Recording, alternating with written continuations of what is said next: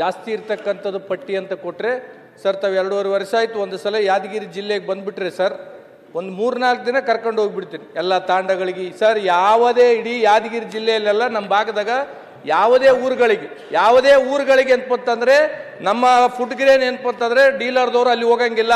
ಗ್ರಾಮೀಣ ಪ್ರದೇಶದಾಗ ಇರ್ತಕ್ಕಂಥ ತಾಂಡದವ್ರು ಏನಪ್ಪಂದ್ರೆ ಶಾಸಕರಿಗೆ ಜನಪ್ರತಿನಿಧಿಗಳಿಗೆ ಬಂದು ನಮಗೆ ಹೇಳಿದರೆ ನಾನೇ 1.5 ತಿಂಗಳಾಯ್ತು ನಿಮ್ಮ ಜಿಲ್ಲಾ ಮಟ್ಟದ ಅಧಿಕಾರಿಗಳಿಗೆ ಅಂತಂದ್ರೆ ಫುಡ್ ಗ್ರೇನ್ ಬಂದು ನಮ್ಮ ಆಫೀಸ್ ಮುಂದೆ ಕುಂದಿರ್ತಾರ, ಕೇಳಿದ್ರಿ ಅಂತಂತಾರೆ ಕತಿ ಹೇಳ್ತಾರ. ಫುಡ್ ಗ್ರೇನ್ ಆಫೀಸರ್ ಏನಾಗ್ಬೇಕೀಗ ಅದನ್ನೇ ಹೇಳ್ತಾ ಇದ್ದೀನಿ ಅಧ್ಯಕ್ಷರೇ.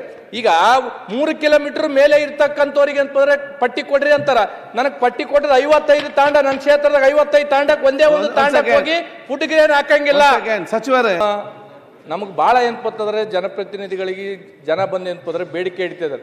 80 ವರ್ಷ ಆದ್ರೆ ನಾವು ಇನ್ನೂ ಚೀಲ ಹೊತ್ಕೊಂಡು ಏನಪ್ಪ ಆಟೋಕ ಟಮ್ಗೆ ಹೋಗಿ ಏನಪ್ಪ ತರ್ತಕ್ಕಂಥ ಪರಿಸ್ಥಿತಿ ಬಂದಿದೆ. ನೀವು ಫ್ರೀ ಕೊಟ್ಟರು ಕೊಡ್ಲಾರ್ದಂಗೆ ಆಗುತ್ತೆ ಅಂತ ತಿಳ್ಕೊಂಡು ಹೇಳ್ತಾ ಇದ್ದಾರೆ. ಇದನ್ನ ಭಾಳ ಗಂಭೀರವಾಗಿ ತಗೋಬೇಕು. ನಮ್ಮ ಜಿಲ್ಲೆಯಲ್ಲಿ ವಿಶೇಷವಾಗಿ ಗುರ್ಮಿಟ್ಕಲ್ ಕ್ಷೇತ್ರದಲ್ಲಿ ಇವತ್ತೇ ತಾವು ಅಧಿಕಾರಿಗಳನ್ನ ಕರೆದು ಎಲ್ಲೆಲ್ಲಿ ಏನಪ್ಪಂದ್ರೆ ಈ ಸಮಸ್ಯೆ ಇದೆ ಇದನ್ನ ನಿವಾರಣೆ ಮಾಡಬೇಕಂತ ತಿಳ್ಕೊಂಡು ತಮ್ಮಲ್ಲಿ ಮನವಿ ಮಾಡ್ತಾ ಉತ್ತರ ಕರ್ನಾಟಕ ನ್ಯೂಸ್, ಇದು ಕನ್ನಡದ ಉಸಿರು.